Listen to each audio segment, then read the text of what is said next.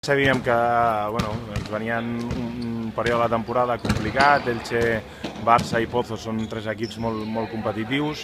De moment Elche no l'hem acabat de superar, al camp del Barça hem arrencat un punt i contra el Pozo jo crec que espero un partit a l'estil del Barça. Si volem recuperar una mica la dinàmica de sumar de 3 en 3 aquí al Sergio Manzano, hem d'estar molt ficats, molt concentrats, perquè tenen jugadors que desequilibren molt bé, tenen jugadors amb bon 1 contra 1, bona finalització. Jo crec que són equips molt equilibrats i sobretot són jugadors que tenen molta il·lusió, perquè estan a un pas d'arribar al primer equip, són equips molt competitius i ja sabem que hem de fer un bon partit perquè els 3 punts es quedin aquí.